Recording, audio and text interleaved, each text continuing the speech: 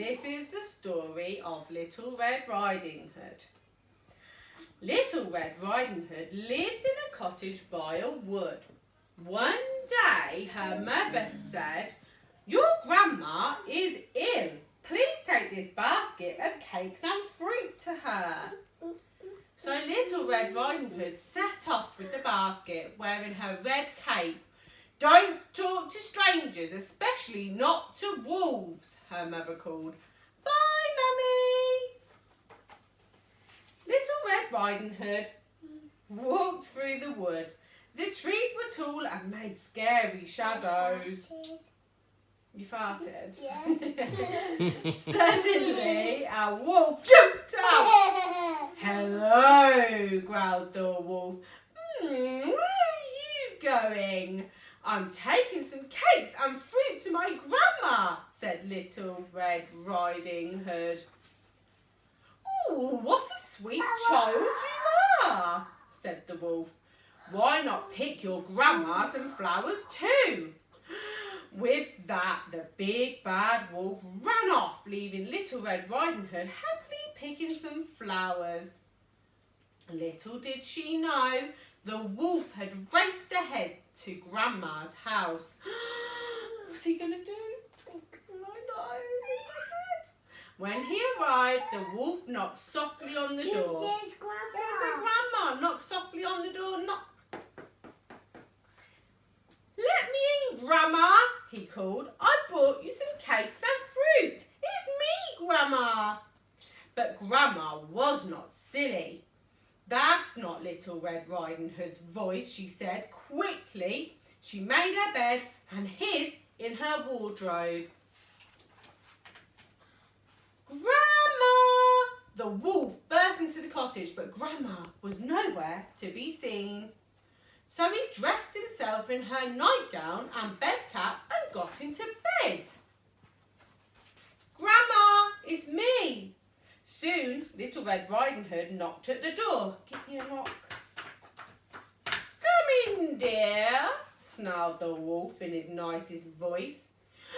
"Grandma, you look odd," said Little Red Riding Hood. "Come and sit beside me, dear," growled the wolf. Look at him. Little Red Riding Hood sat on the bed. "My, what big ears you have, Grandma," she said. "All the better to hear you with, dear," replied the wolf. "Grandma, what big eyes you have."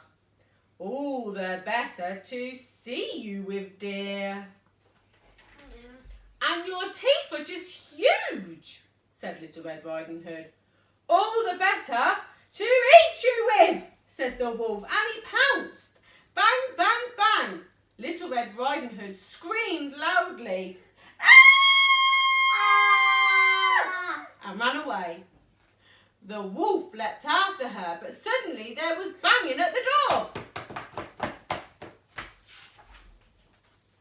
Little Red Riding Hood opened the door, and there stood a woodcutter who had heard her screams. He raised his axe. Oh no, well, it's a wood chopper. He was in the woods. With a howl of fear, the big bad wolf dashed past the woodcutter out of the cottage and away into the forest. Then Little Red Riding Hood and the woodcutter heard a strange knocking coming from the bedroom. Who is it? Grandma. They opened the wardrobe door and out tumbled Grandma.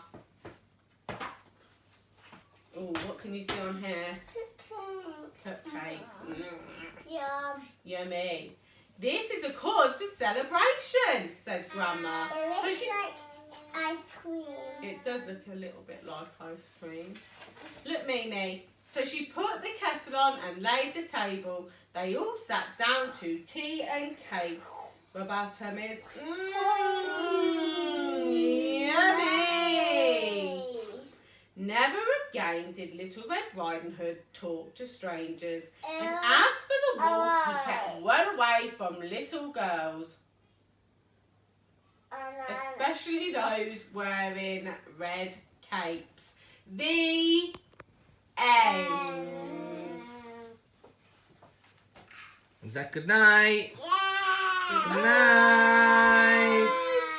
Good night. Blow your kisses. Good night.